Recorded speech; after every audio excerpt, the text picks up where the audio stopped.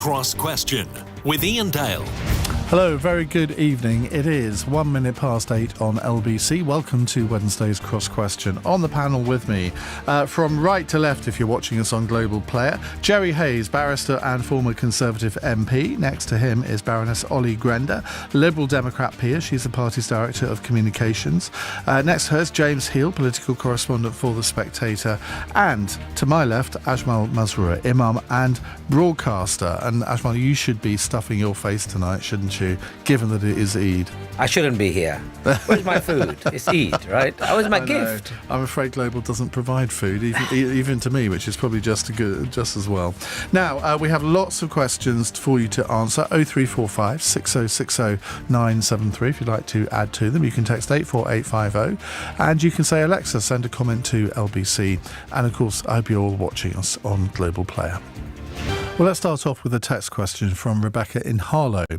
Rishi Sunak said on LBC this morning that his plan is starting to work now. Do you see any evidence, and do people talk to you about whether things are starting to get better or whether they might do before the election? What plan? Rishi Sunak didn't have a plan. Well, he says he does. Well, that's anyone can claim that. He's the unelected Prime Minister we have. He was elected by the Conservative Party to be leader. We have a parliamentary democracy. I know. He's the leftover from the rejects from the previous lot. But it's the truth is, he's not even popular within the Conservative Party. Why would he be popular amongst the masses? So when I speak to my congregation, in my mosque and in my local area and wherever I go, cost of living is a major concern. It's absolutely a dire state for many. In our mosque food bank, our number has gone up from 70 to 150 families being served food every week. 70 to 80% of them happen to come from all other faith, and obviously a smaller number from the Muslim faith, but it doesn't matter. It is a dire state. People are talking about mortgages. They can't pay their mortgages. In fact, my mortgage has gone leveled up to a point where I think it's going to be impossible for me to pay. Cost of living for students. It's just astronomical. My daughter is getting ready to go to university. We're doing the maths and we're thinking we can't afford it unless she takes loans. And Islamically speaking, from a faith perspective, it's unethical for me to take loans based on interest. I'm looking for every other ways to survive. On top of everything else, we are quite happy to cause international havoc, supply weapons to countries of all unsavory nature, but we are seeing a country that is on its knees. Our health service, our education program, our schools, our NHS, all crumbling right in front of us. And Rishi Sunak is talking about plan when actually there is no plan. And I'm afraid not only do the country want to see a change, everybody is desperate for a change. And Tory party is not going to be the change. And I don't think Labour Party is offering me an alternative either. I used to be quite soft with the Lib Dems, but I have left them when they went to bed with the Tories under Nick Clegg. And I think that was their biggest mistake. When you go to bed with the enemy, you would get bitten and then you get thrown out and rejected. Nobody wants you. That's the unfortunate reality. Do I support nearly reform? 10 years ago. Yeah, well, people don't forget. I haven't forgotten. Yeah. I don't forget. I'm sorry. Well, I'm sure you don't, but I mean, really. Yeah. What's the answer? So I'm coming to it. No reform. Really? I know. I grew a beard. It's gone white. It has, of course. Mine is not very far away. Reform is not the answer. Reform is... Okay, so where do we go then? Independent. Let's make independent candidates win this election, because then they will actually yield power. No, they will have to negotiate with independent people or a coalition government, like we see in many European countries. The two-party system that we have... You just slagged off a coalition government. Now you want one. No, I slagged off... what's his name again? I've forgotten his name already. Nick Clegg. For a genuine reason, he broke many of his promises that he made. He also got 70... I mean, far be it from me to say this, but he got 75% of his manifesto implemented in those 5 years. Well, what's not to like from your point of view? He introduced free school meals. He raised the tax threshold, taking millions out of taxation altogether. Which is fine. But electorally, you have not translated that into votes for the last, I don't know how many elections. And that in itself is an indicator of a Liberal failure. But you're part of the problem. You're a political tart. Why? Because you go from party to party and then you do one thing that you might not agree with, so you think, I'll go to a different party next time. Isn't that what the electoral are all about? You have to come and sell your horses to me. And if I don't like it, I'll buy someone else's. At the moment, none of them are selling it. They're all part of the same two sides of the back, two cheeks of the same arse. That's what you mean. That's what George said, Galloway. Oh dear, that's what he said. But it's unfortunately the truth. That's unfortunately the rotten example of politics today. You ask my daughter, young teenager, growing up, 18 now, she says, politicians, I hate them, detest them. A generation of young people are growing up detesting, hating politics and politicians. We have failed, Iain. Our parties have failed. And we're sitting here thinking if Rishi Sunak is going to be able to rescue our country, our economy, in the next election, no way. I can't see it. Cross Question with Iain Dale on LBC. Call 0345 6060 973. It's 18 minutes past 8 on LBC. With us in the studio, Lib Dem peer Ollie Grenda, Ajmal Masroor, Imam and broadcaster, James Heal from The Spectator, and Jerry Hayes, barrister and former Conservative MP. Jamie in York has texted this. Do we need a referendum on leaving the European Convention on Human Rights? Now, Rishi Sunak told Nick Ferrari this morning he's prepared to do whatever it takes to make the Rwanda policy a reality, after Nick asked if he's prepared to withdraw the UK from the ECHR. But the Times reports today that as many as 12 cabinet ministers would oppose leaving it, including the Home Secretary and the Chancellor. Ajmal. What's wrong with staying with them? I have not yet seen a conclusive or convincing argument to suggest that we should leave. If it's an advisory role this particular organisation plays, they've done quite a lot of things. Freedom of expression for the media has been one of the greatest achievements of European. Everyone forgets the acronym. What is it? ECHR. ECHR. And that in itself shows that we do have a huge. They have a role to play. Looking at what we are doing, what we are saying. It's an advisory role. They can't impose it. It's up to our parliament what they enact. So I don't understand what's the big deal. I think it's just a distraction for us from focusing on Tory failures over the last so many years to this particular issue, similar to the issue of immigration that cannot ever be solved.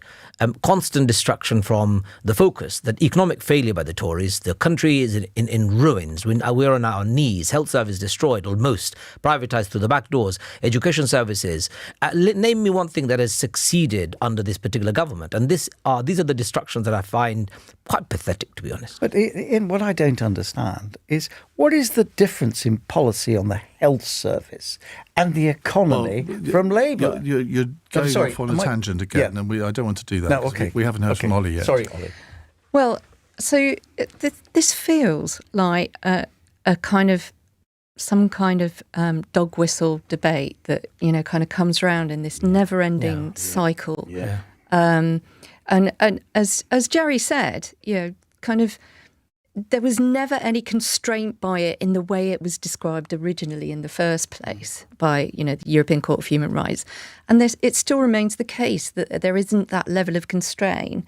So it's a bit like when Liz Truss goes off on one of her numbers about the deep state is taking over.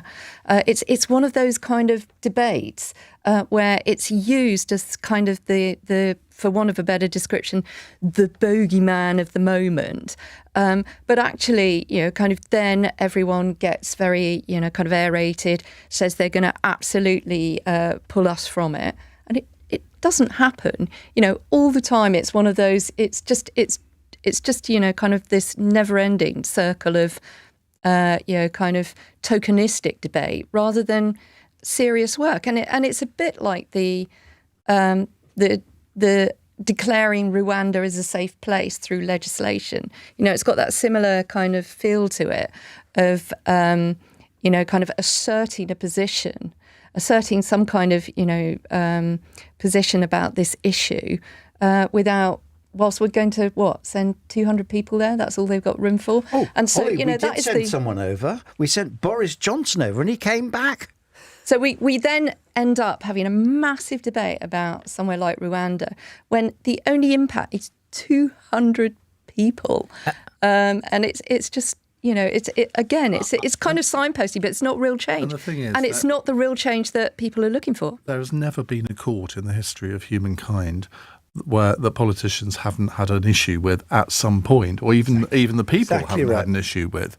But you don't, just because the Supreme Court ruled against Boris Johnson on proroguing Parliament, I don't remember anybody saying, we must abolish the Supreme Court then. Well, a few of the tabloids said that, these people were elite and didn't have a right to they called judge it on the it. enemy of the people, I think they were, weren't Yeah. they? But, I mean, Yeah. and fine, I think you should be able to criticise courts. I mean, there are countries in the world where if you even utter the most moderate criticism of a judge or a court, you can be had up before the judge. In fact, I was nearly one of them in Northern Ireland, but that is another story.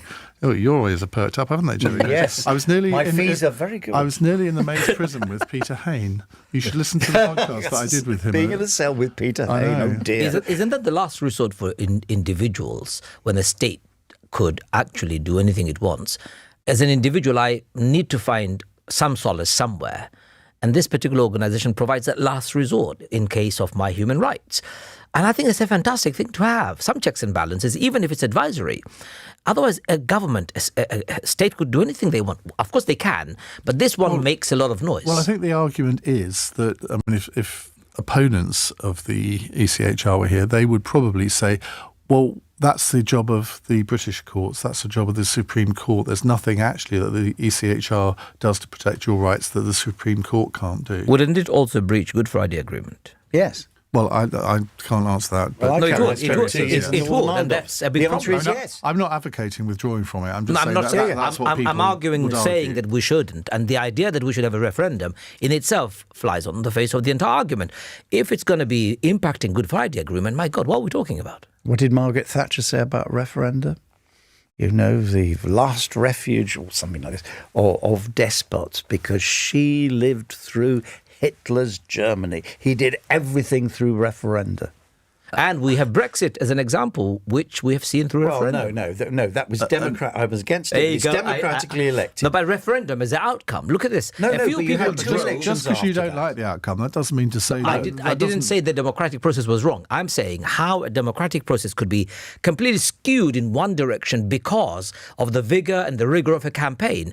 It doesn't necessarily mean you've come had up with two the right elections answer. That's afterwards. ridiculous. Two I mean, elections. You may not That be is able This is a mad. ridiculous argument. Quite. But would you be able to come up with a conclusive argument to suggest that was the right one? For example, leaving the Well, EU. That's not the I point. believe It's a that democratic one. It was a democratic But one. maybe, and but I it's the believe- right one. But it's No, not the you point. don't think it was the right one, but we aren't governed by the laws of Ajmal Masroor. No. I'm not suggesting we should. I'm saying you also don't think it's the right one. No. Brexit. Yes, I do think it was the right decision. Okay, I fair enough. voted for it and I stand by it. So I'm suggesting that referendum per se doesn't necessarily solve our problem, and suggesting agree that we with should, that. to suggest that we should have a referendum for this particular ECHR exit or whatever you want to call it. I think it's not going But to be. there are many countries in the world that do have referendums the whole time. I mean, Switzerland. virtually every year. Well, New Zealand, Switzerland, the United States, lots of states It was in the Switzerland United that States. banned minarets based on referendum because a right-wing campaign was led for a particular canton that decided to ban a minaret. What's a minaret got to do with anything? They banned it. And this is how crazy a referendum could be. I'm not saying referendum per se are bad, but it could be. And if we're not careful, what did you say about Mrs. Thatcher? She didn't like them because she saw the rise of Hitler using referenda. But we had two. I was against Brexit. I was a Remainer. At the end of the day, after the referendum, we had two elections. Democracy got it right. I have to say, I think that most of the political class are pretty bruised still by 2016, and I'm not sure many want to go back to But a even referendum. Michael Gove, I was listening Yeah. to him on a podcast Yeah, this yeah. week, basically saying never ever have a referendum No, ever absolutely. again. Leave it alone. What happened to him? Well, you may well ask. And in terms of public support, I mean, the ECHR membership, there's a poll in the Telegraph today, 52% support remaining a member of the ECHR, 27% I think want to leave it. My point was, maybe 20 years' time that changes, a bit like Brexit, how many people supported leaving the EU in the 1990s. But right now, I don't think it has the potency that, say, Brexit did in 2019. Well, do stay tuned because we have a nice calming question next on arms sales to Israel. It's thank half heavens past for that. 8. Josh Bancroft has the news headlines. The Prime Minister has told LBC the legal advice on arms sales to Israel is unchanged and they're obligated to follow it. Rishi Sunak has said aid needs to be increased into Gaza and the conflict is becoming increasingly intolerable. A judge says a man who attacked his 4-week-old baby showed callous indifference by not calling for help.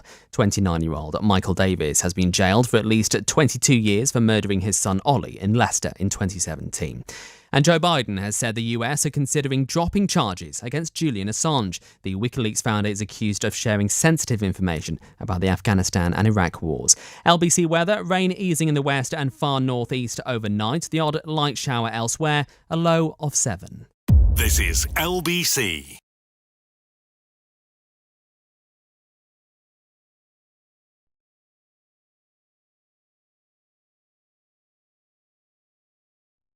Leading Britain's conversation. Cross Question with Iain Dale. Tweet at LBC. As someone says on a text here, a feisty one it is tonight. Right, we have Ollie Grender with us in the studio, Lib Dem peer, Director of Communications for the Liberal Democrats, Ajmal Masroor, Imam and broadcaster, James Heal, political correspondent for The Spectator and former Conservative MP, and now a barrister, Jerry Hayes. Now, a call from Adi, in Hammersmith. Adi, hi. Hi, how you doing, Ian? Good, thank you. What would you like to ask? Well, I'd like to ask the panel why, in a democracy, we're still selling arms to Israel despite 10,000 children having been killed. Who should we go to first on that? Ajmal. Oh, good Lord. They're very simple, really. Do you remember Rwanda genocide? It's actually the 30-year... Yesterday was the 30th year, and we saw 800,000 people killed because we stood by and silently watched it happen. And there was no political will on the part of the politicians globally to do anything, despite the mounting evidence that was presented to Bill Clinton. Later on, who came and gave a mealy-mouth apology, saying he didn't really understand the gravity of what was going on. Well, to be fair to him, he has said it's one of his biggest regrets. I understand, but to 800,000... It's the French who we have to blame for it, mainly. And even Macron has recently acknowledged that. So 800,000 people's lives killed. We've not learned, it's been our mantra before. Israel has repeatedly violated international laws, showed no regard for the rights of the civilians in Gaza or in Palestinian territories, including West Bank. It has gone with mission to rescue the hostages and has failed. It has gone with the mission to kill Hamas or destroy Hamas. It has failed. It's killed thousands of Hamas fighters. I know, but has not got rid of the concept called Hamas. The Arabic word Hamas actually means... But that was never going to happen. Of course, the Arabic word Hamas means resistance. And this is an occupied people. They have a right to resist under international law. Hamas has been an organization that has led their resistance. So to take away their right to resist is to take away Palestinian people's right to exist. That's just jumping on semantics, isn't it, frankly? It's actually quite insulting to the 1,200 people that they killed on October 7th. I was about to say not 1,200. It's more than that. 1,200 on the Israeli side, but nearly 40,000 Palestinians, majority of whom are innocent children and women. And none of those would have been killed had October the 7th never happened. But it does not justify I'm not mass saying murder. it does, I'm just pointing out a fact. I know, but it doesn't justify. International law doesn't justify. Israel is an occupying force. It doesn't have the right to do what it has done. It has right to go... Well, it wasn't an occupying force, was it? Because it withdrew in 2005. No, it's according to our law. It says Gaza is an occupied territory. It's British law, and we can't deny that. And therefore, we have to go by what our law says.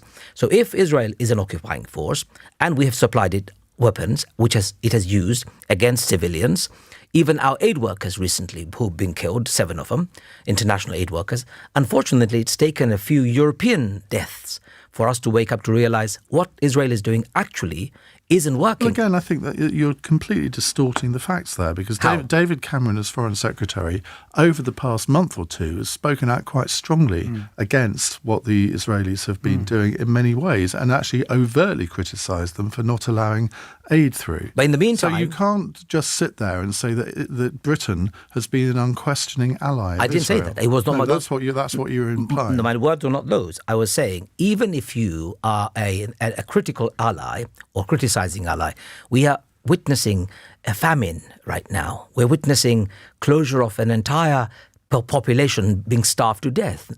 The number of every day, Ian, in my mosque, people are coming with thousands of pounds of money so that we can send it to an organization that can provide food and medicine to the besieged people every day. And I, as an imam, I don't know who to give the money to, because I'm saying I can't solve this problem. Your money is not going to solve the problem. It's international communities that need to come together and say to Israel, stop this. It's not going to go anywhere. We would like to see Palestinians, Israelis, Jews, Christians, Muslims, people of faith and no faith live together in harmony and peace. This is not going to bring peace in the region. It's going to escalate and it's going to make it worse. Do you think those thousands of people killed on both sides are going to forget one another and not want to take revenge? What's looking like, and it's been stated by many, that Israel has gone on a killing spree. And unfortunately, that's not acceptable. If Hamas, as a terrorist organization, went on a killing spree, and Which they did. and we condemn it wholeheartedly to say that's barbaric, that's brutal. Israel is doing the same thing, and they're doing it in higher scale. You know, They're precision. not cutting the I would quite like to. But that's not true. No, hang on. That is hang not on, proven to be true. hang on. It's been Oh, come on. What That's isn't? the That's all rubbish. baby Oh, no, story. it's proven. I've seen the pictures. We've seen the pictures. We've seen the videos. Show us the video. Show me It's the there. got It's it on here the to internet tell if you want to see Anyway, it. listen. Don't delude yourself. The point Okay. I'm making is Israel has the right to defend itself at what expense? Do you completely destroy people of Gaza, 40,000 people killed, 80% of Gaza destroyed, more than 2.3 million displaced? Is that the outcome of a precision attack? It isn't. It's mass murder. Okay, Ollie Grander. So I'd quite like to answer Adi's question, which is I don't think that arms should be sold from here to Israel. I mean, I think it's quite a kind of strong signal, but also I think we should get the legal advice that the government currently isn't publishing. Now, it may be that there's some sensitive information in there, in which case let's see it redacted at the very least. But definitely, you know, and I mean, in the UK, actually, in terms of arms sold to Israel, it's quite a small amount from the UK. 95 million a year. But it is quite significant in the US, and I think, you know, this would be a strong signal from a UK democracy. Though, you know, I completely agree with what both Ian and Jerry are saying about, you know, kind of we have to bear in mind exactly what happened on the 7th of October, but at the same time, you know, the kind of humanitarian crisis that is now taking place in Gaza, the very fact or thought that there were UK-sold weapons that were being used and deployed to in the attack on the 7 aid workers, for instance, you know, that's quite a difficult concept, isn't it? So I think we should see whatever the legal advice is on whether we are actually going against international law now by selling these arms. Jerry. Do you know, I'm sorry to go off on a bit of a tangent on this. It has been known. It has been known.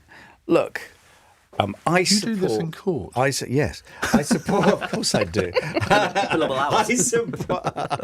But you're better than the judges who are sort of questioning me.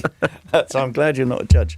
So, look... Oh, imagine that. Oh, yeah, no. Judge Ian. Give Rob Rinder a run for his money.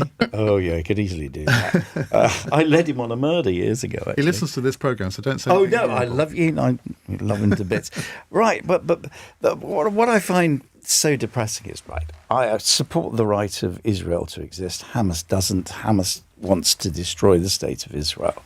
Iran wants to destroy the state of Israel. We were very close to a deal with Saudi Arabia on Israel, and I suspect this is what happened on the October the 7th stuff. It doesn't help anybody, but I think that is the reality of what is happening in the Middle East. So what do we do about it? What we're trying to do, David Cameron, Joe Biden is saying, I'm sorry, Netanyahu, and Netanyahu is a bad man. He really is a bad man. He is actually being propped up from not going to prison by the right-wing extremists, the religious extremists. Yeah. But again, how does that solve any problem? But what's happening, Ajmal, in this country, For years, people have had to have guards outside Jewish schools. For years, people have to have guards outside synagogues. Look at the abuse that Jews are getting on the streets. Nothing to do with the state of Israel. There is the worst anti-Semitism I've ever seen in this country. Do you agree? Yes, I get it every day. What are we going to do about it? I get it every day as a Muslim. Hold on. I get it every day as a Muslim, right? Just one second, Ian. The sympathy that we have for each other is we're united on this, and that is anti-Semitism and Islamophobia are both awful, cancerous sickness in our society. Yes. We need to fight it together. Let's separate that for 1 minute. The Palestinian crisis did not begin on the 7th of October. It's been going on for 75 years. Occupation, illegal settlement, violation of international We're not going into the whole history of it. We are. We have not got time. We're not going to do it because we want to hear from James. Of course. Yeah, to go back to the question, I just say the reason why the UK isn't imposing an arms embargo is because the stated policy of the government is they want to support Israel's right to self-defence, and that was the thing that Oliver Dowden, the Deputy Prime Minister, said first thing on Sunday morning in response to the reports by David Cameron. I think in terms of the figure cited, it's about the UK arms, it's about 0.02% of Israel's use of arms. So I think that the figure involved is not huge, which may be perhaps one of the reasons why. I think they sell more to us than we sell to them, actually. How many babies has that killed? Oh, come on. You see, if you're going to reduce it to that level. Really? No, but they're human beings here. Well, that's an argument for abolishing all arms sales throughout the whole world. I agree with that. I don't, because I believe that a country has a right to defend itself. Why is that daft? No, we sell arms to Saudi Arabia, right? You're diverting us on another tangent, which we're not going to go down because we haven't finished hearing from James. So, which is why perhaps one of the theories being suggested why the legal advice hasn't been has not suggested that the UK is facilitating Israeli breaches of international law, is that maybe those weapons we're selling are so small to actually not be involved in any of those kind of controversial incidents. But I think the key thing is what Rishi Sunak said today on LBC, which is when he said, we're acting with our allies on all of this. And I think that until we see a kind of sea change that we saw at the end of last year in terms of calling for a ceasefire, etc., we're not going to see the UK differing from the position of other countries like the USA, Australia, for instance. What I would say is about the interest in terms of the government is that there's different members who put different emphasis on things. So, for instance, David Cameron said on Sunday about his grave concerns, while Oliver Dowden's starting point was about Israel's right to self-defence. So I think that's kind of the interesting tension within the party. But I do think it's striking that the government is mostly focusing on things like aid rather than arms embargoes. Can I just remind anyone that wants to send abusive messages via WhatsApp into the programme, particularly when they're of an anti-Semitic nature, that we have your phone number, and I won't hesitate to pass that number on to the Metropolitan Police if you persist. And I'm talking to you, Ben. It's 8:44. LBC. Cross Question with Iain Dale on LBC. Text 84850.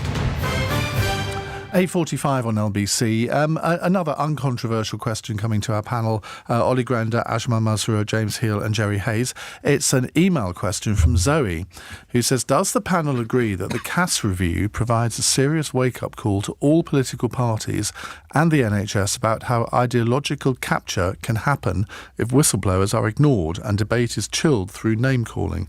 Does the panel welcome the findings and agree healthcare should be evidence-based and not ideologically driven? Well, this, of course, refers to the Hilary Cass review, which was published today, all about particularly child-related transgender issues, the use of puberty blockers, etc., etc. We talked about it in the last hour on the programme. Ollie Grander, your party has got a very clear policy on trans issues, which has not been uncontroversial within the Liberal Democrats. What's the Liberal Democrat reaction to the Cass review? Because West Streeting for Labour has welcomed it, the government's welcomed it. What about you? Yeah, it's broadly good. I mean, there are a lot of recommendations in there, so it's going to take a while to work through and understand. I think the really important pieces that I've picked out is the need for the talking therapies and talking therapies quickly, and how I think it's put at around 5,000 children are currently on a waiting list for this, and that seems really significant. And it's almost like, kind of that whole approach, which is included in the Cass report about a holistic approach to a child, is exactly the right thing to a child, to the child's family, but also, allowing medical expertise And so in that sense, that is all broadly welcome. Okay, Jerry?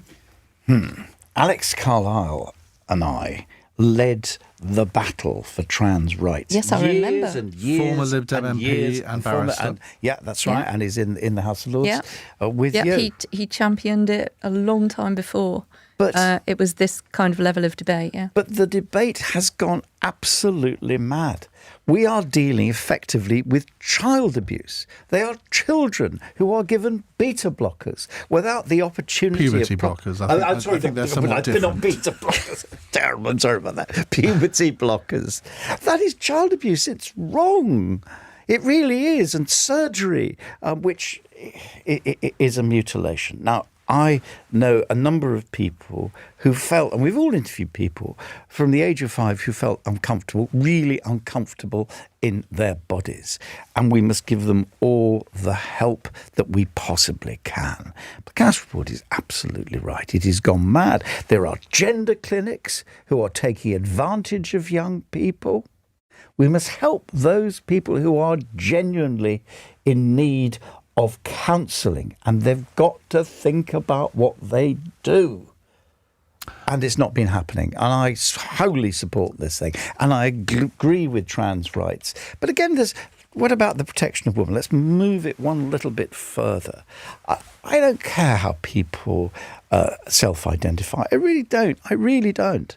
But if you've got male genitalia, I generally don't believe you should be in a woman's place. You shouldn't be in a woman's toilet. You shouldn't be in a woman's changing room. You shouldn't be in a woman's prison. You'll be called a TERF for saying that. A TERF? Yes. I'd be a TERF accountant. A trans exclusionary...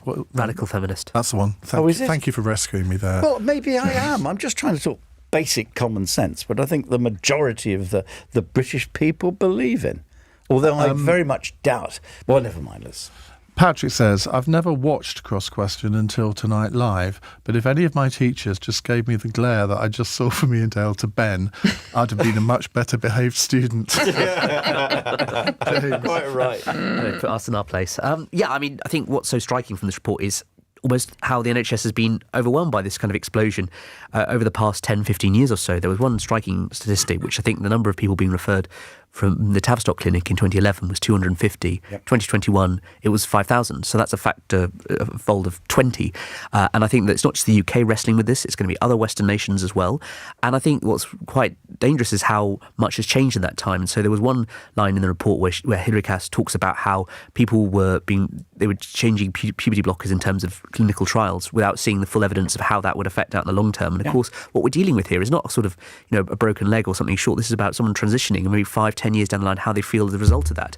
And so I think what's the reaction to Hilary Cass, I think, speaks volumes. 388-page report, 4 years of her life involved in this. And even those kind of campaigners on both sides today have been taken back and sort of welcomed the call for more evidence, even if they've been very strident on this in the past few years and said, the debate settled one way or another. So I think that Hilary Cass has done the near impossible here. She's taken a lot of the heat out of the issue and has produced a report that is evidence-based and welcomed by all sides. Ashma? I'm surprised that I agree a lot with what Jerry had to say. I know you are falling off your checklist. I need therapy. I think you do. I'm a counsellor. I'll see you afterwards. For so many other reasons too. Just stop it. I do get a number of people coming to the mosque and as you know, I also do relationship therapy. Do you? No, I didn't know that. Oh, okay, yes. I've been doing it for 20 years. I've written 2 books on marriage. From an Islamic perspective, but universally, it's very similar values. It's very similar human aspirations and dreams and desires. So I actually am very afraid of shutting out. And your original question, Iain, was about whistleblowers. I think it's a very good thing we have. We need whistleblowers. We need to protect them. We need to have sufficient checks and balances to make sure that people do have rights to whistleblow and go by their conscience, especially if it's based on evidence. And so I think that's the first thing. So the answer to your question is we must protect it, and it's a good thing. Secondly, to do with the gender issue that you've just raised, it's very alarming. If my child is 15, if he came to me and he said, I'm not comfortable with my gender, and then he wanted puberty blockers and have operations, I would be extremely worried. What if 5 years down the line he changes his mind? he has destroyed any prospect But of. wouldn't you be worried? I mean, if he was, isn't 15 almost irrelevant here? Wouldn't you be worried if he was 18 or 25? I would be or 30? at any age, but I'm relating to my own son because he's 15. I Sure. see him at home.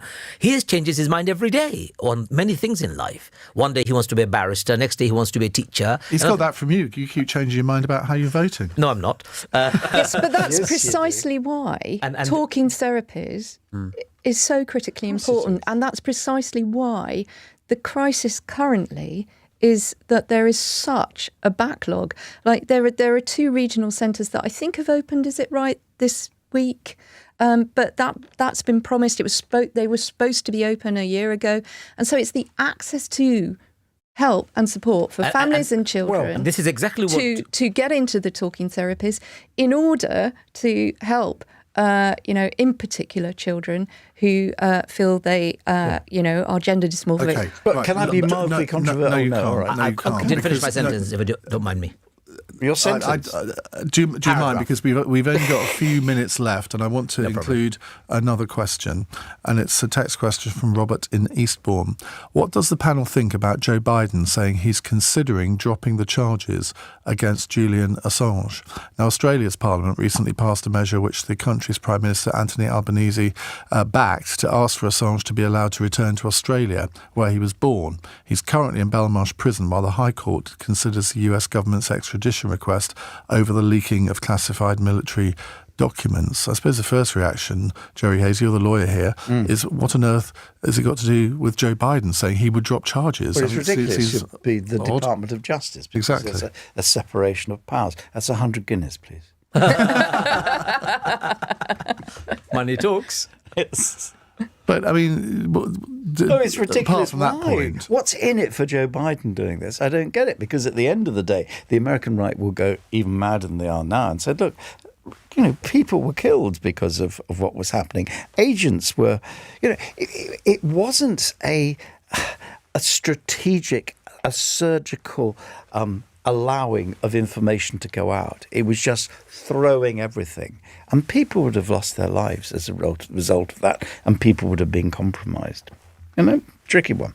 But it also meant in certain countries, some of those information actually led to reforms. For example, Pakistan. Oh, yeah, let people die for reforms. That's a For good example, idea, Pakistan, isn't it? right? Pakistani former prime minister and the politicians whose money was found in Panama Well, that's a shock, isn't it? I know, but in millions. And without that report or without that leak, that would not have been a public Thank information. heavens for Mr. Assange. I think, like he said as a lawyer, I can't argue about that. Yes, you can. It's nothing to do with Joe Biden. I agree. But Julian Assange has been rotting in a hellhole for all this time. Where do we go from here? Does this guy stay in a hole for the rest of his life? Surely we need to go over and above what we see here and now. I know that what you've said. Right? You're What do you do? painting Either him you punish him. You're painting him as an innocent. Yes. He's a bail jumper. Yes. That's why he's in Belmarsh. Fair Enough. Bail jumping in itself is a crime, but is that the crime for which he's being tried? He's being Not the tried point. for espionage, maybe, or leaking information that is classified. Ian's That's got his it crime, right. right? That's what Ian's the got it spot that's on. what the US government is alleging. So if that's the case, try him for that. But all of this palaver is coming at the back of the fact that we do have a moral decadence when it comes to our political elite. We see that got lots to do with the political It has got elite? everything to do with it. The fact that we find all this unethical information leaked to us, and we find out many leaders, doing all sorts of unethical things. Why do I have to find out from? People died because of his leaks. They died. They People were have compromised. died because of Clinton's bombing off countries, That's not invasion of the Iraq. point. I mean, that's not the point I'm making. I'm saying Julian Assange, what he has done, if he's tried for a crime, let him be tried. In the early days of WikiLeaks, you're absolutely right. I think he performed a valuable service. Yeah. But to just release all of these papers unredacted onto the world, Yes. when he knew that there would be all sorts of people have their lives put at risk, I don't see how anyone can I defend think we that. pushed him that way. we No, pushed hold him. on. Oh, We could have please. managed him well when he was doing such a good job. come on. We could have done it well by institutionalizing that particular work, so that there are His own information personal coming behaviour out. didn't help. I was quite surprised by these comments because when the story first broke in 2010, Joe Biden was very critical. I think he said something like, I can't find the exact quote, but something like he called Assange a cyber criminal. And now, 14 years later, what's really changed? Has he changed his views? Has the charges been changed? And so I was quite surprised by the timing, the decision, as you said, weird story. And Very odd. Is it just they've decided to drop it because they've proved their point to the rest of the It's not for world? him. That's Ian's point. It's not Absolutely. for him. I don't think it's a winning move for the presidential election. is it? Well, He's not going to win. Never mind. oh, so you want Trump? I didn't say that. I don't know. I mean, you might like putting do. You're words so all over the shop with your voting. You'll probably give it a try. Trump is the one who banned me from going to America. Why? They took my passport away. Why? When I was about to board the plane because I'm a Muslim. I remember come that. on. You remember that story? No, that Really? Yeah. happened. That Well, happened because you're many, many Muslim. times. Yes. Oh, I didn't know that. So Yeah. as a lawyer, I would not have hired you because I don't think you'd have defended me well. No, but I might have prosecuted. You know, Well, that's my point. you'll like this one. Gordon says, this discussion is great. It's like being part of the best dinner party ever. Don't mention food in front of Ajmal. It's a sore point at the moment, but we'll come to that in a moment. Let's move to our fun question. It's from Rishi in Westminster, sort of. Rishi. No, it's not Sunak. Well, it's inspired by this message from the aforementioned Rishi in Westminster to owners of white Adidas Samba trainers. I was issuing fulsome apology to the Samba community, but in my defence, I would say I have been wearing Adidas trainers and Sambas and others, in fact, for many, many years. I offer a fulsome apology to the Samba community. What a cute little laugh he's got. Oh, Never yes. heard that before. Which is the Samba Anyway, community? the question is, Yeah. which item of clothing would you like to apologise to all other owners of for wearing? Oh, no. Go on. Oh, don't start with me. Start with you. I thought you had a ready-made answer. No, I there. don't have a Okay. ready-made Be here all night, James? but I've got at least 4 parliamentary Christmas jumpers, so I apologise for that. But I just add as well that Adidas stock price is down on today, so maybe the market's seen what Rishi said. Oh, dear, it's a reverse no. Midas touch, dear. isn't it? Ollie No. Grenda. I mean, Lib Dems obviously sort of What did they say on the dedicated doorstep? followers of What did they fashion. say on the doorstep? Well, I do love that what has changed about doorstep. So this is not me apologising, but people are in their dressing gowns and PJs a lot more than they used to be halfway As long through as the they're still day. in them. Yeah. So I guess I'd apologise for sometimes being, in my PJ and dressing gowns at certain points of the day when, God forbid, somebody knocks on my door and bothers me about politics. Ajmal. My socks, I think. My congregation have spoken. They don't want me to wear bright socks anymore. They said to me the other day, the brightest socks wearing imam they've ever seen. So maybe I just You change should my tell them to mind their own business. I do, but they see my feet because we do take our shoes off. It's quite Oh, visible. that's true, isn't it? When I'm Yeah. prostrating, my feet is very visible. Yeah, So, I forgot and about apparently it's that. a distraction. So I need to get rid of them and buy plain old black or white socks. But mine are very bright. I mean, look at that. This is Yeah. blue. Oh, my gosh. What trainers are they? Not It's Adidas. the West Ham colours, aren't they? Oh, they are. Not Adidas. I can tell you that right now. It's a good kind of social media handle, isn't it? Brightest socked imam. I do like Jon Snow's dress sense, bright tie and bright socks. I was wearing those ties before What happened? he ever started. What? that can't be I got with possible. the Cameron agenda. I know someone who has a bit of a sock fetish who was thinking of converting to Islam because of what you've just said. Send them to my mosque. I'll be happy to. He's a relationship counsellor. Jerry. He obviously believes in safe socks. Oh dear. You did expect Tolstoy this Keep the day job. The answer is I can't get into them now. Loon pants. Do you remember loon pants? No. Oh, God, no, you don't. You're quite young. In fact, I remember Iain Dale when he had hair and he was younger. Billy, of course, you're still pretty. But this was a long time ago. Jerry is desperately flirting with you, Ian. I'm getting worried But today. it's the History Yeah. Channel. Do you remember that programme we did together with Anglia Television? Oh, yes. That sort of after dinner thing? Yes. That was good, wasn't it? Yeah, I think we should really, revive that. We should do, actually. It was very, Anyway, very good. enough of this malarkey, because I'm going to tell you that next week, on Monday's panel, we will have the former Conservative Foreign Office Minister, Sir Alan Duncan, with us. Oh, yes. What could possibly go wrong there? Which party? The Financial Times Whitehall editor, Lucy Fisher, and the writer and broadcaster, Matthew Said. So that's next Monday's Cross Question at 8. Thank you to all of you for coming in today. Very feisty and entertaining edition of Cross Question. One of you is staying with us. You can guess which one of the panel is staying with us when I tell you that over the next hour we're going to talk about Eid. What is Eid? it? What is it? And why do Muslims celebrate it? There are 4 million Muslims in this country who all tonight are celebrating Eid. Ajmal Masroor is going to tell us all about it, and we're going to ask, what does Eid mean to you? We know what Christmas means to Christians. We know about all sorts of other things, and we've all heard of Ramadan, we've all heard of Eid, but how many of us could actually sit here and say exactly what it all means? I'm ashamed to say that I probably couldn't, even though I have done this phone in before.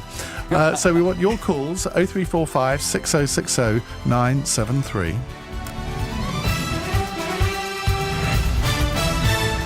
On your radio, on Global Player, and Play LBC. leading Britain's conversation.